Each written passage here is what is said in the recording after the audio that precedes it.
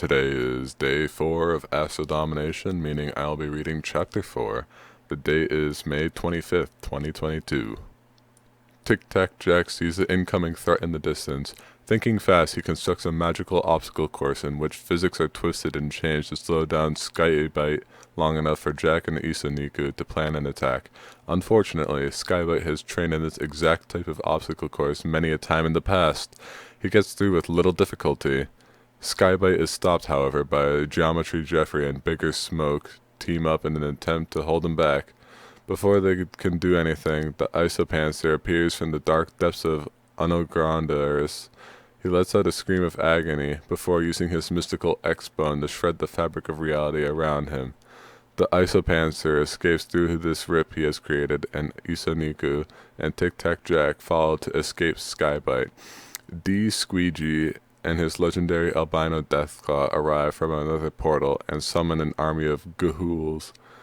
D. Squeegee and the Deathclaw take their leave, and the Gahools try to attack Isaniku and Tic-Tac-Jack. Isaniku acts fast, calling once again upon his mighty steed. The mountain tramples the horde of Gahools with little effort. Isaniku attempts to find the portal that D. Squeegee created. Unfortunately, while they were distracted by the Gahool, Skybite caught up to them. She rides towards Jack and attempts to kill him. However, her attack is interrupted as Bigger Smoke dives in front of the blade, taking the hit.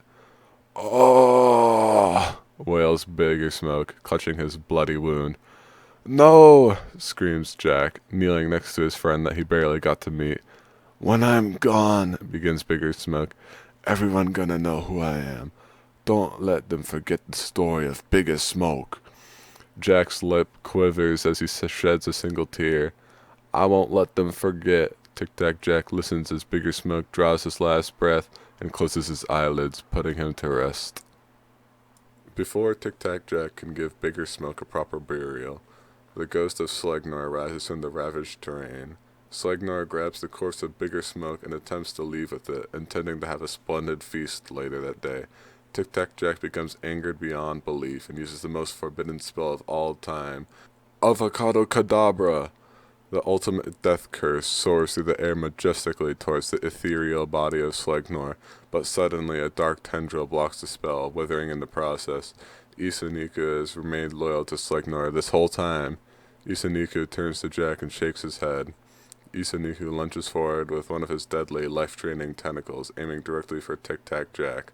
However, to Isaniku's surprise and dread, the tentacle passes perfectly through the hole that Jack has created by entering his O form. Jack draws the dark energy from the tentacle into his own magical power and uses it to enhance and charge another spell. Isaniku is trapped and cannot escape Jack's grasp as the power is absorbed into the hex he is preparing.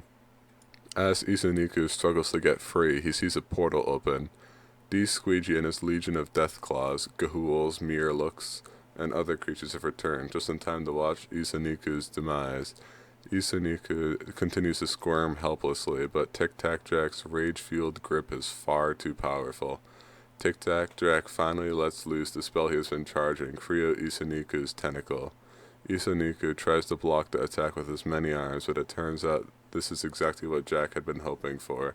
Isaniku watches in horror as all of his tentacles become corrupted by the hypnosis spell and begin to attack their owner. Isaniku fights valiantly against his limbs, but he is far too outnumbered in the end.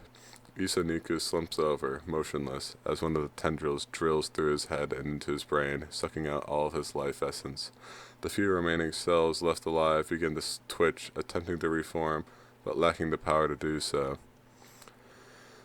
Despite the death of Isaniku, the summoning ritual he had been performing remains in effect.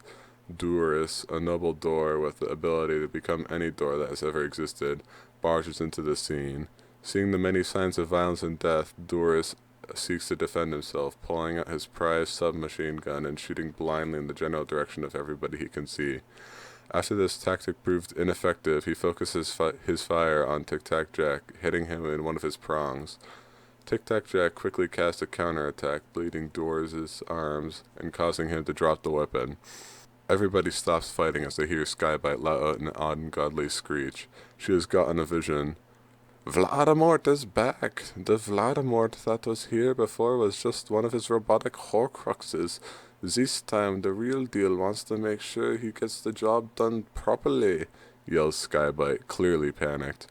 Everybody turns to the shattered sky and sees the dark clouds forming as Vladimort flies into view. He casts a spell preventing any weather from happening other than his own dark storms.